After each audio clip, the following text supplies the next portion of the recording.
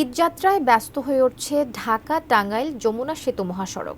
এখনো যানজট নেই, তবে পূর্ব অভিজ্ঞতা থেকে এই পথে চলাচলকারীরা বলছেন, হাইওয়ে পুলিশ কঠোর ভূমিকা না নিলে চন্দ্রা ত্রিমোর ও এলেঙ্গা সহ কয়েকটি পয়েন্ট এবারও ভোগান্তির কারণ হয়ে উঠতে পারে। টাঙ্গাইল থেকে নওশাদ রানা সানভীর তথ্য ছবি নিয়ে দেখে নেব একটি ডেস্ক রিপোর্ট।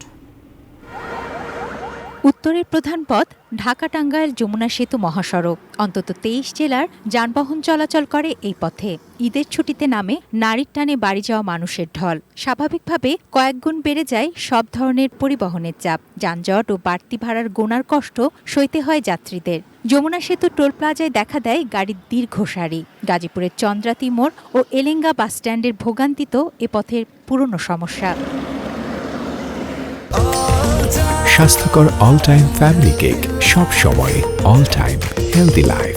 রং সাইডে চলাচল, ওভারটেকিং বন্ধ এবং যেখানে সেখানে গাড়ি পার্ক না করার বিষয়ে পুলিশ কঠোর হলে যানজটপ্রবণ পয়েন্টগুলোতেও স্বস্তি মিলতে পারে বলছেন পরিবহন চালকরা। যদি ডিসিপ্লিন ঠিক রেখে যার মতো করে যায় তাহলে দাম লাগবে না। টোলের ওখানে দাম বাজে, গাড়ির চাপ থাকে বেশি, কিন্তু ওইদিকে দাম হয় না, আগের মতো হয় না।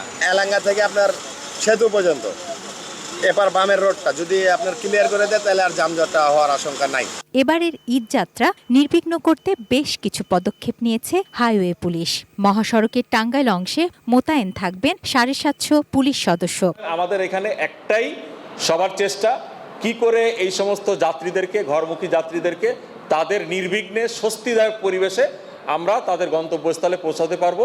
দীর্ঘ প্রতীক্ষার পর যমুনা নদীর ওপর নির্মিত দেশের সর্ববৃহৎ রেল সেতুর আনুষ্ঠানিক উদ্বোধন হলো মঙ্গলবার, যা উত্তরের পথের যাত্রীদের জন্য বড় এক স্বস্তির সংবাদ। তুনাজিনা তনু, ডেস্ক রিপোর্ট, এটিএন নিউজ।